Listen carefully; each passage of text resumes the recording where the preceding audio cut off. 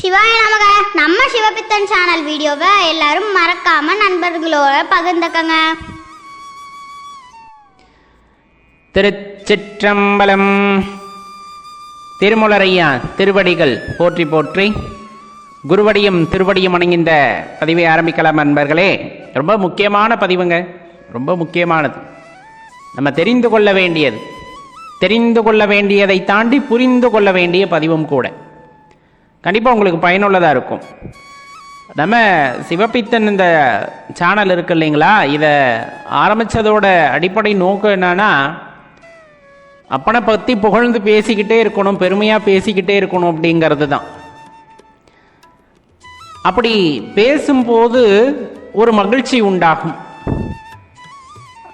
அது என்னன்னு சொல்ல முடியாத அளவுக்கான மகிழ்ச்சியாக இருக்கும். சில நேரங்களில் நம்ம மனதில் நினைக்காததெல்லாம் வாக்கியங்களாக மாறி வரும். நம்ம அடியேனுடைய மனதிற்கு இதெல்லாம் எட்டியது, இதை மட்டும் இன்று சொல்வோமா அப்படின்னு நினைக்கும் போது அதை தாண்டி சில வாக்கியங்கள் நாமே நினைக்காதது போலெல்லாம் வந்து கோர்வையாக வரும். வரும்போது அடியேனும் நினைத்தது உண்டு, அப்பன் யாருக்கோ இதை சொல்ல விருப்பப்படுறாரு அப்படின்ட்டு. பூஜையில் இருக்கும்போது அந்த பேசும்போது அதை அப்படித்தான் நினைத்து கொள்ள வேண்டியது இருக்கும். ஒரு சில அடியார் பெருமக்கள் எப்படியோ அடியேனை தொடர்பு கொண்டு விடுகிறார்கள். தொடர்பு கொண்டு அவர்கள் தங்கள் அனுபவங்களை பகிர்ந்து கொள்ளும் பொழுது, நாம் எந்த இடத்தில் அந்த வாக்கியங்கள் புதிதாக வந்தது என்று நினைத்தோமோ அவ்வாக்கியத்தை குறிப்பிட்டு சொல்லி, இந்த இடத்திலே அப்படிங்கிறத குறிப்பிட்டு சொல்லி, அது என்னவோ செய்துவிட்டது, என் மனதை மாற்றியது, அல்லது ஏதோ ஒரு விஷயத்தை சொல்லும் பொழுது அந்த இடத்தில் நம்ம மனது இருக்குல்ல, இந்த அடியனுடைய மனது, நாம் சொல்கின்றோம் அல்லவா எல்லோருமே சிவம்தான் அப்படின்னு சொல்லிட்டு, அப்போ இந்த உள்ளத்துக்குள் இருக்கின்ற அந்த சிவத்தை நம்மால் உணர முடிகிறது. தியானத்தின் மூலமாக உணரலாம், தவத்தின் மூலமாக உணரலாம், இந்த மாதிரி நிறைய விஷயங்கள் மூலமாக உணர முடியும் அப்படின்னு சொல்கிறாங்க இல்லையா. அந்த மாதிரி சூழ்நிலையில் அடியேன் வார்த்தைகளாக சில விஷயங்களை கொண்டு வந்து சேர்க்கும் பொழுது, அது அடியேன் பேசியதில்லை, அடியேன் உள்ளத்திலிருந்து இறைவன் பேசியது அப்படிங்கிறத அப்போ தான் தெரிந்து கொள்ள முடிகிறது. எப்பொழுதும் சொல்வது ஒன்றுதான், உங்களுக்குள் இறைவன் இருக்கின்றார், உங்களுக்குள் இறைவன் இருக்கின்றார். அவர் சொல்கின்றார், நமது வாழ்க்கைக்கு எது தேவை என்பதை தெளிவாக சொல்கின்றார். ஆனால் அது ஏதோ மனது சொல்வது போல நினைத்து கொண்டு அதை நமக்கு நாமே ஆறுதல் சொல்லிக் கொள்கிறோமா அப்படின்னு நினைத்து கொண்டு அவ்விஷயங்களை உதாசீனப்படுத்தி விட்டு செல்லும் பொழுது வேறொருவர் மூலமாக இறைவன் சொல்கின்றார். எது உங்களுக்கு தேவையோ, எது உங்களுக்கு நன்மை பயக்கக்கூடிய விஷயமாக இருக்கிறதோ அதை இறைவன் உங்களுக்கு ஏதோ ஒரு வழியில் வந்து சொல்லுகின்றார். இது அனுபவபூர்வமாக உணர்ந்தது. இன்னும் சொல்ல போனால் நிறைய அடியார் பெருமக்களுக்கு நாம் தொகுத்து வழங்குகின்றோம் அல்லவா இந்த சேனலில் வரக்கூடிய காணொளிகள். இதுதான் நமதுனே தெரியாமல் நிறைய பேர் வந்து பல்வேறு சேனலில் இந்த குரலை பதிவிடுறாங்க இல்லையா, வேறு வேறு சேனலில் பதிவிடுறாங்க. அங்கெல்லாம் சில பேர் போய் தங்களுடைய சந்தேகங்களை கேட்பதாக சில அடியார் பெருமக்கள் தெரிவித்தார்கள். அங்கெல்லாம் கேட்குறாங்க ஐயா அப்படின்ட்டு. அதற்கான விடையும் அவரே ஏதோ ஒரு விதத்தில் வந்து கொடுத்து விடுகின்றார். இன்னும் சொல்லப்போனால் இந்த இசையெல்லாம் இணைத்து கேட்கும் போதே புல்லரிக்கிறது அப்படிங்கிற மாதிரியான சில இசைகளை எல்லாம் இணைத்து இந்த குரலோடு சேர்ந்து பதிவிடுவார்கள். அடியேனும் ஒரு சில அந்த வார்த்தைகளை எல்லாம் கேட்டிருக்கேன். நமக்கே ஒரு மாதிரி இருக்கும், அப்பா அப்படின்ட்டு. ஏன்னா நான் அடியேன் பேசியதா அப்படிங்கிறத விட அந்த இசையோடு சேர்ந்து கேட்கும் பொழுது ஒரு மாதிரி தான் இருக்கிறது. பல்வேறு சேனல்கள் அதை போடும் போதும் நமக்கும் சில விஷயங்கள் வரும்போது ரொம்ப சந்தோஷமாக தான் இருக்கும்.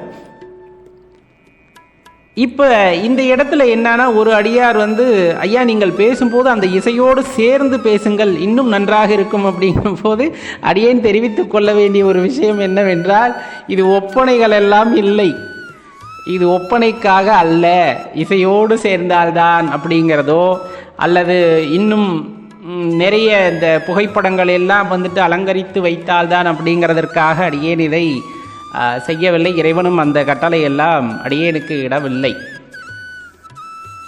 பூஜையிலே இருக்கும் பொழுது அடியேன் மனதிலே இறைவன் என்ன உரைக்கின்றாரோ அதைத்தான் வார்த்தைகளாக எடுத்து வாக்கியங்களாக மாற்றி அடியேன் இந்த இடத்துல குறிப்பிட்டு சொல்ல வேண்டியது இருக்கிறது.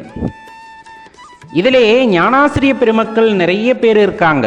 இன்னும் சைவ சித்தாந்தத்தை பற்றி நீங்கள் தெரிந்து கொள்ள வேண்டும் என்றால் ஞானாசிரிய பெருமக்கள் நிறைய பேர் இருக்காங்க. இப்போ இந்த இடத்துல ஒரு குழப்பமும் வருகிறதல்லவா? என்னன்னா, குருமார்கள் அப்படிங்கிறவங்க பார்த்தீங்கன்னா சைவ சித்தாந்தத்தில் நிறைய குருமார்கள் இருக்கிறாங்க. நம்ம தேடி அறிந்து கொள்ள வேண்டிய நிறைய சைவ சித்தாந்த குருமார்கள் இருக்கிறார்கள். நம்ம நால்வர் பெருமக்களை பற்றி நன்கு அறிந்திருப்போம். 63 நாயன்மார்களை பற்றி நன்கு அறிந்திருப்போம். இப்போ இதில் குறிப்பிட்டு சொல்ல வேண்டுமென்றால் இந்த சைவ சித்தாந்தம் அப்படிங்கிறத மக்களுக்கு புரியும் வகையில் எடுத்து செல்லக்கூடிய இன்றைய காலகட்டத்திலே இருக்கக்கூடிய அந்த ஆசிரிய பெருமக்கள், ஞானாசிரிய பெருமக்கள் நிறைய பேர் இருக்காங்க. அவர்களுடைய சொற்பொழிவுகளை எல்லாம் கேளுங்கள் அப்படின்னு தான் அடியேன் எப்பொழுதுமே சொல்கிறது. அடியேனுக்குள் சிவபக்தியை ஏற்படுத்தியது அப்படின்னு பார்த்தோன்னா எந்த வயசு அப்படிங்கிறதெல்லாம் தெரியாது. சின்ன வயசில் கிராமத்தில் மண்ணில் விளையாண்டுக்கிட்டு இருக்கும்போது இந்த மண்ணை உருண்டை பிடிச்சி குழந்தைங்க விளையாடுறப்ப அடியேனுக்கு தோன்றுவதெல்லாம் ஒரு சிவலிங்கத்தை செய்ய வேண்டும் என்பதுதான். அது எந்த வயதில் அந்த சிவபக்தி ஏற்பட்டது, அந்த சிவமந்திரத்தை அடியேன் எப்படி கூறினேன் அப்படிங்கிற விஷயமெல்லாம் தெரியாது. எந்த உபதேசமாகவும் வரவில்லை. யாராவது இதை சொல்லென்றும் சொல்லவில்லை. அது தானாக தோன்றியதா என்றும் தெரியவில்லை. இறைவன் இட்ட கட்டளைப்படி நாம் செல்கின்றோம். சில இடங்களிலே அடியேன் சிறு குழந்தைகளை எப்பொழுதுமே கவனிப்பது உண்டு. மனதிலே ஒரு குழப்பம் வருகிறது என்றால் சிறு குழந்தையவோ அல்லது யாரேனும் பேசி கொண்டிருக்கிறார்கள் என்றும் பொழுது அவர்களை உன்னிப்பாக கேட்பதுண்டு. அவர்கள் பேசுகின்ற வார்த்தைகளை கேட்பதுண்டு. ஏன்னா நிகழ்காலத்திலே இருங்கள் என்று நிறைய இடங்களில் அடியேன் குறிப்பிடுவதற்கான காரணம் ஞானாசிரிய பெருமக்கள் அதை கூறுகிறார்கள். நிகழ்காலத்திலே வாழ்ந்து பழகுங்கள் அப்படின்னு சொல்றது.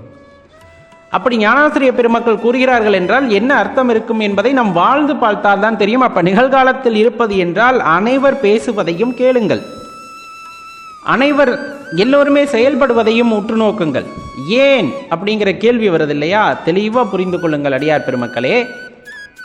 உங்களுக்குள் ஒரு கேள்வி எழுகிறது என்றால் அதற்கு தீர்வு காணாமல் அந்த வாழ்க்கை சந்தோஷமாக இருக்காது. அது ஒரு குழப்பத்திலேயே ஓடும். வாழ்க்கை என்பது குழப்பத்திலே தொடர்ந்து ஓடிக்கொண்டே இருக்கும். அப்படி குழப்பத்திலே தொடர்ந்து ஓடிக்கொண்டே இருக்கின்றோம். விடை தெரியாமல் அந்த கேள்வியை சுமந்து கொண்டு போகும்போது பாரம் ஏறிக்கொண்டே இருக்கும். நாம் தேட வேண்டும், அல்லது இறைவன் என்ன சொல்ல வருகிறார் என்பதை உற்று நோக்க வேண்டும். அவ்வளவுதான் விஷயம். நம்ம தேடுறது இல்லை, நமக்கு தெரியாதோ அப்படின்னு விட்டுட்டு கடந்து செல்லும் பொழுது இறைவன் அதற்கான பதிலை உங்களுக்கு கொடுப்பார். நாம் காது கொடுத்து கேட்க வேண்டும். அந்த விடை எங்கிருந்தெல்லாம் வரும்? எங்கிருந்தெல்லாம் வரும்? ஞானாசிரிய பெருமக்களிடமிருந்து கிடைக்கும், இல்லை என்றே சொல்லவில்லை. அவர்கள் அந்த உரையிலே எழுதியிருப்பதை நமக்கு விளக்கும் பொழுதும் அவர்கள் அறிந்த சில உண்மைகளை நமக்கு எடுத்து இயம்பும் பொழுதும் அந்த விடைகள் எல்லாம் கேட்கும். ஆனால் சைவ சித்தாந்தத்தில் இருக்கக்கூடிய சில வார்த்தைகளை பயன்படுத்தி சொல்லும் பொழுது நமக்கு அதற்கான விளக்கம் புரியாமல் கூட இருக்கும். அப்பொழுதும் அதற்கான தெளிவு நமக்கு கிடைத்திருக்காது. ஞானாசிரிய பெருமக்களை தொடர்பு கொண்டு விளக்கம் பெற்றுக்கொள்ளக்கூடிய அளவிற்கான வாய்ப்புகளும் வசதிகளும் இருந்திருக்காது. அப்படிப்பட்டவர்களுக்கு சிவபெருமான் என்ன செய்கின்றார் என்றால் சுற்றி இருக்கக்கூடிய நபர்கள் மூலமாகவே அதற்கான தெளிவை ஏற்படுத்த முற்படுகின்றார். சுற்றி யார் இருக்கிறார்கள்? என்னை சுற்றி ஞானாசிரிய பெருமக்கள் இல்லை, சிவனடியார்கள் இல்லை, சிவபக்தர்கள் இல்லை. பின் அவர் அதாவது ஒருத்தர் சிவபக்தனாகவே இல்லை, சிவனடியாராகவே இல்லை. அவர் சொல்கின்ற வார்த்தையை அடியேன் ஏற்றுக்கொள்ள முடியுமா? அவர் என்ன சொல்கிறார் என்பதை நான் எப்படி உணர்ந்து கொள்ள முடியும்? தெளிவாக புரிந்து கொள்ளுங்கள். இறைவன் இவர்கள் மூலமாகத்தான் பேசுவார், இவர்கள் சொல்வது வாயிலாகத்தான் நமக்கு விடை சொல்வார் என்றெல்லாம் இல்லை. குழந்தை மழலையாக பேசக்கூடிய குழந்தையின் வார்த்தையில் உங்களுக்கான விடை இருக்கும். உங்கள் கேள்விக்கான விடை எங்கிருக்கும்? குழந்தைகள் பேசக்கூடிய வார்த்தையில் இருக்கும். அதே போல ஒரு இளைஞன் பேசக்கூடிய வார்த்தை, அதே போல ஒரு நடுத்தர வயது ஆண் பேசக்கூடியது, பெண் பேசக்கூடியது, இது மாதிரி எந்த ஒரு மனிதனாக இருந்தாலும் ஆசிரியர் பெருமக்களாகத்தான் இருக்க வேண்டும். அவர்கள் சொன்னால்தான் அதன் உண்மை இருக்கும் அப்படிங்கிறது பொருள். நமது சைவ சித்தாந்தத்திலே குறிப்பிடப்பட்டிருக்கின்ற ஞான உரைகளுக்கான விளக்கம் அவர்கள் கொடுத்தால் சரியாக இருக்கும். அதில் மாற்று கருத்தே இல்லை.